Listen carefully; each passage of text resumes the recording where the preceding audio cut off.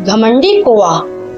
हंसों का एक झुंड समुद्र तट के ऊपर से गुजर रहा था। उसी जगह एक कौवा भी मौज मस्ती कर रहा था। उसने हंसों को उपेक्षा भरी नजरों से देखा। तुम लोग कितनी अच्छी उड़ान भर लेते हो।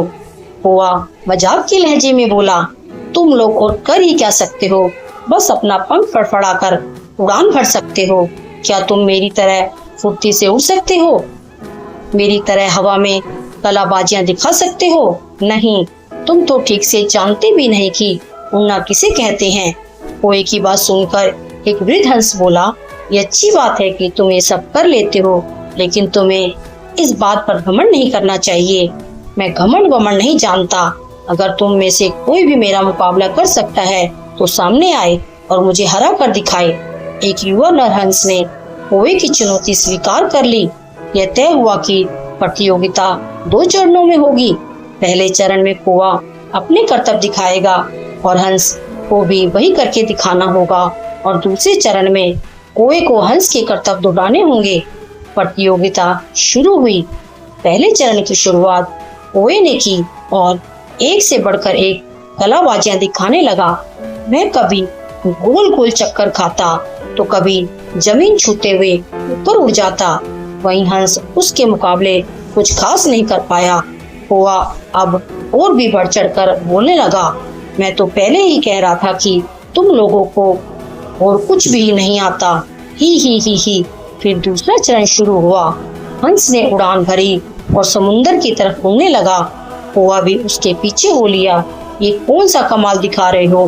भला सीधे सीधे उड़ना भी कोई चुनौती है? सच में तुम मूर्ख हो, कौवा बोला। पर हंस ने कोई जवाब नहीं दिया और चुपचाप उड़ता रहा। धीरे धीरे वे जमीन से बहुत दूर होते गए और कौवे का बड़बड़ाना भी कम होता गया और कुछ ही देर में बिल्कुल ही बंद हो गया।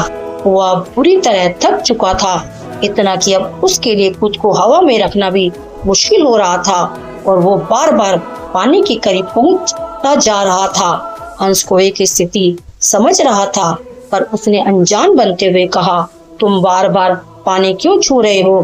क्या ये भी तुम्हारा कोई कर्तव्य है? नहीं, कौवा बोला, मुझे माफ कर दो, मैं अब बिल्कुल थक चुका हूँ और यदि तुमने मेरी मदद नहीं की तो मैं यहीं दम तोड़ दूंगा। मुझे बचा लो, मैं कभी घमंड नहीं दिखाऊंगा। हंस को कौवे पर दया आ गई। उसने सोचा कि चलो, कौवा सबक तो सीख ही चुका है, अब उसकी जान बचाना ही ठीक होगा, और वह कौवे को अपने पीठ पर बैठाकर वापस तट की ओर उड़ चला। दोस्तों, हमें इस बात को समझना चाहिए कि भले ही हमें पता न हो, पर हर किसी में कुछ न कुछ क्वालिटी होती है जो उसे विशेष बनाती है। और भले ही हमारे अंदर हजारों अच्छाइयाँ हों, पर यदि हम उस पे घमंड करते हैं तो देर सवेर हमें भी कौवे की तरह शर्मिंदा होना पड़ता है। एक पुरानी कहावत भी है, घमंडी का सर हमेशा नीचा होता है। इसलिए ध्यान रखिए कि कहीं जाने अनजाने आप भी कौवे वाली गलती तो नहीं कर रहे हैं।